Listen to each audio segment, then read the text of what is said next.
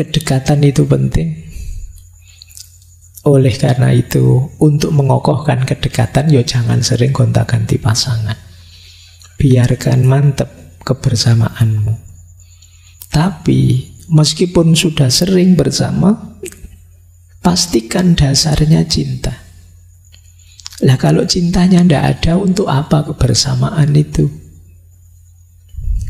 Jadi ini dua nasihat yang mungkin agak berbeda. Yang satu jangan gonta-ganti, yang satu ganti saja. Ganti saja ketika apa? Tidak ada cinta di situ. Seperti pohon yang tumbuhnya di atas batu.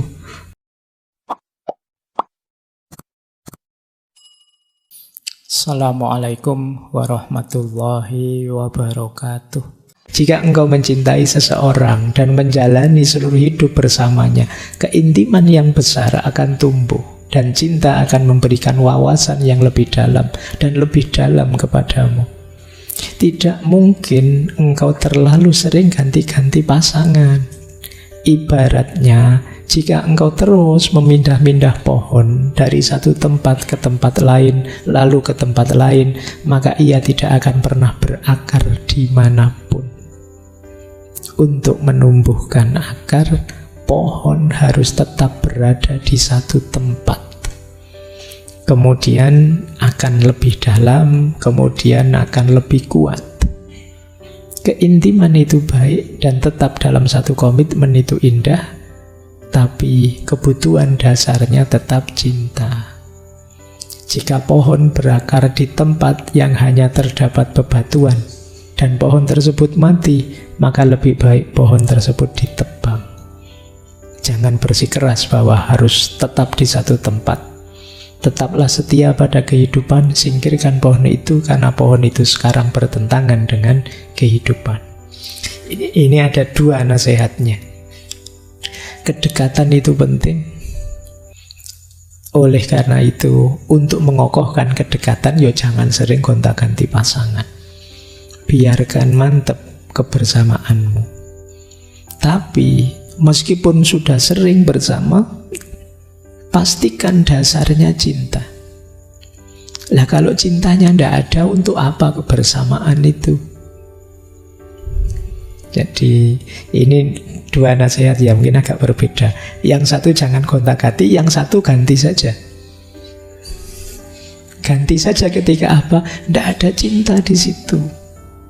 Seperti pohon yang tumbuhnya di atas batu. Ya dia akan mati. Kalau sudah mati ya ditebang saja. Ngapain mati-matian bertahan di situ? Nah ini dua aspek ini sama-sama benar, tergantung teman-teman nanti membaca dan menggunakannya secara pas untuk situasi teman-teman masing-masing. Kapan tidak mindah-mindah pohon, kapan menebang pohon. Karena jangan sampai keliru. Lagi-lagi dasarnya ya tetap cinta. Kalau cintanya tidak ada, ya ngapain? Baik. Nah, masih ada waktu sedikit, sekilas saja ya. Ini yang salah satu pandangan-pandangan beliau. Beliau nulis buku yang judulnya From Sex to Superconsciousness. Kata beliau begini, seks harus menjadi bagian dari kehidupan keagamaan Anda. Ia harus menjadi sesuatu yang sakral. Seks haruslah sesuatu yang tidak cabul, tidak pornografi. Jangan dikutuk, jangan ditindas, namun harus dihormati. Karena keberadaan kita lahir dari sana. Dia adalah sumber kehidupan kita. Mengutuk sumber kehidupan berarti mengutuk segalanya. Seks harus diangkat semakin tinggi hingga mencapai puncaknya, dan puncaknya adalah samadhi atau kesadaran super. Jadi ini ajaran ini ya kalau di Indonesia namanya tantra. Di Jawa zaman dulu ada teori-teori yang jenis tantra atau tantrisme.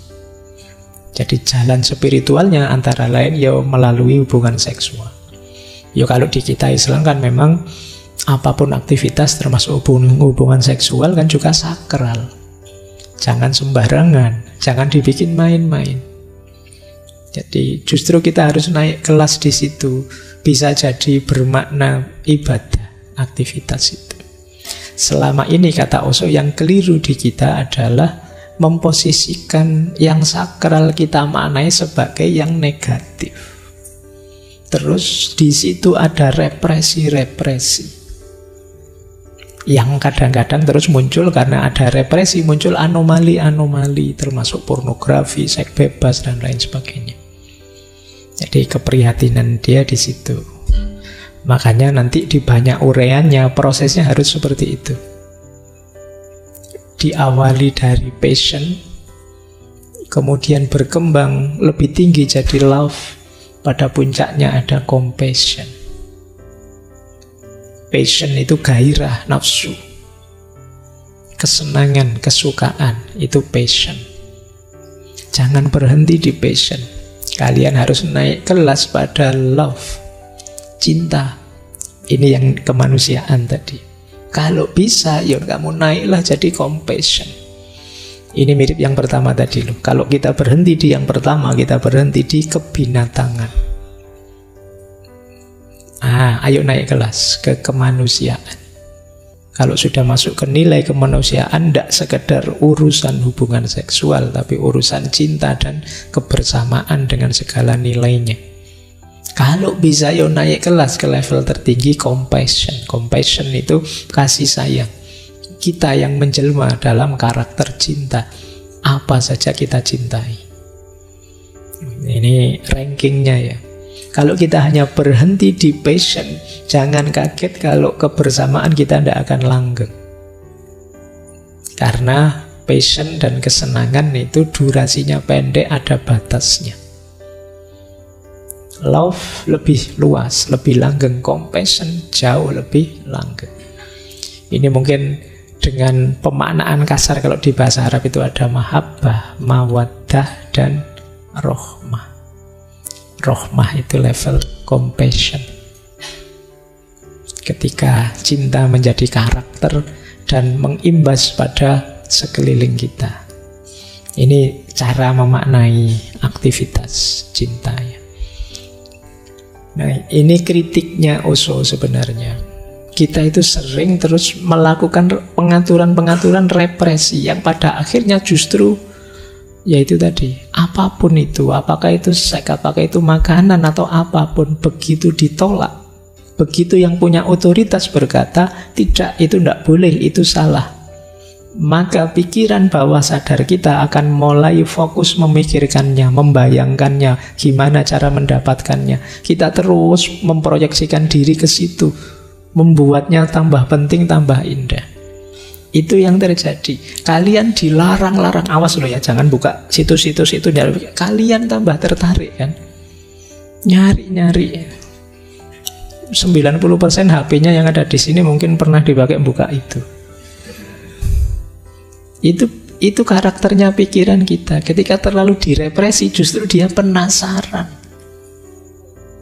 Wah, kayak kalian misalnya nanti kalau selesai ngaji, ini ndak usah dibuka ya, bawah meja ini jangan dilihat, tolong ya, semua saja itu.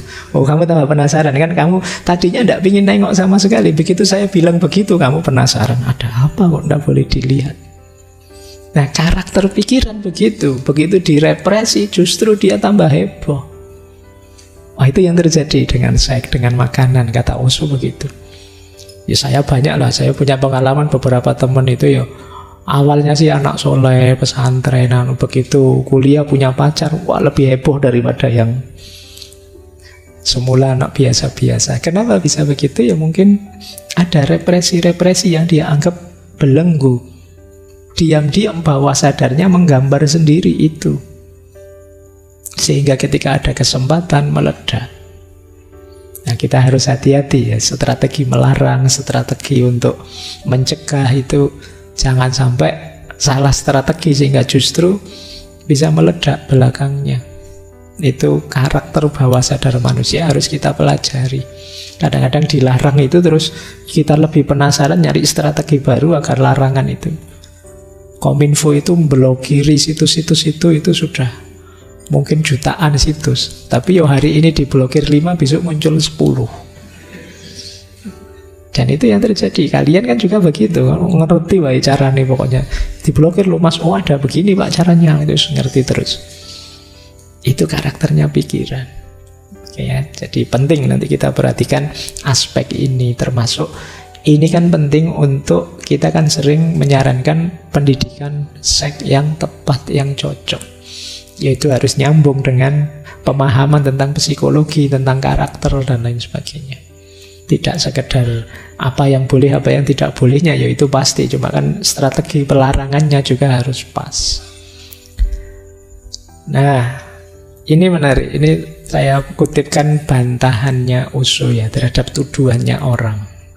Sering terjadi seperti ini. Kalau orang sudah tidak suka, Osho bilang begini, orang-orang yang menyebut saya guru seks, itu sebenarnya merekalah yang terobsesi dengan seks.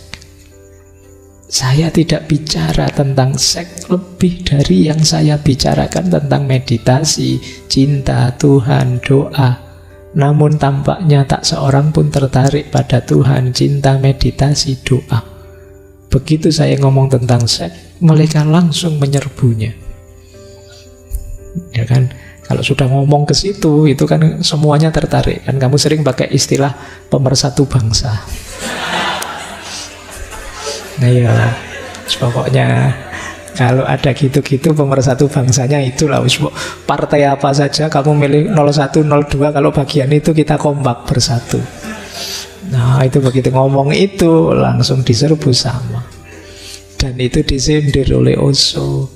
Dari 300 buku saya, hanya 1 buku yang membahas tentang seks. Dan itu pun tidak secara keseluruhan.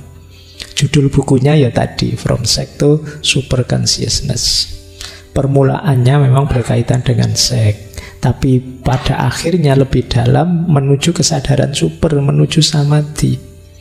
Nah, itulah buku yang telah menjangkau jutaan orang. Ini fenomena yang aneh. Buku-buku saya yang lain tidak menjangkau banyak orang. Hanya buku seks tadi, sehingga dia terus disebut guru seks. Tidak ada satupun orang Hindu, orang suci Zen, Mahatma di India yang belum membacanya. Buku itu telah didiskusikan, dikritik, dianalisis, dikomentari dengan segala cara yang mungkin. Banyak buku telah ditulis menentangnya.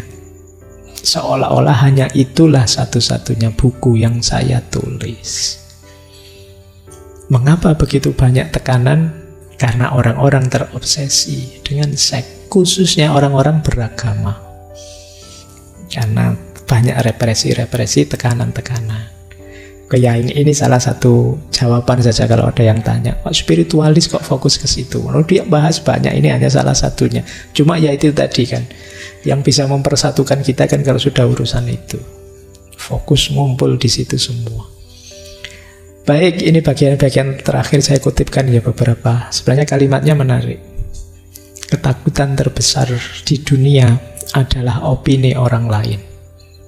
Dan Osho orang yang sangat berani. Kata Osho, saat engkau tidak takut orang banyak, engkau bukan lagi seekor domba, engkau adalah singa.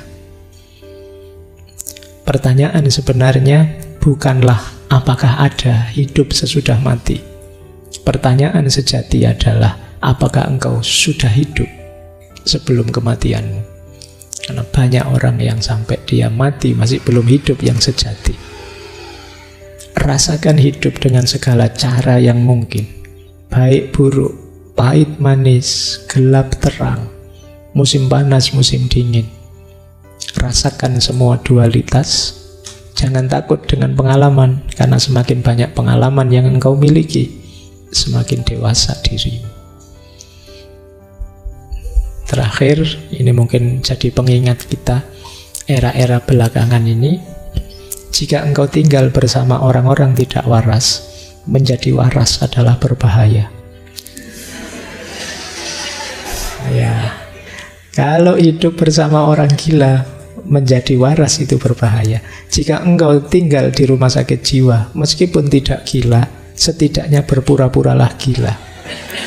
Kalau tidak, orang-orang gila itu akan membunuhmu. Ya, kamu boleh tafsirkan kemanapun pernyataan ini.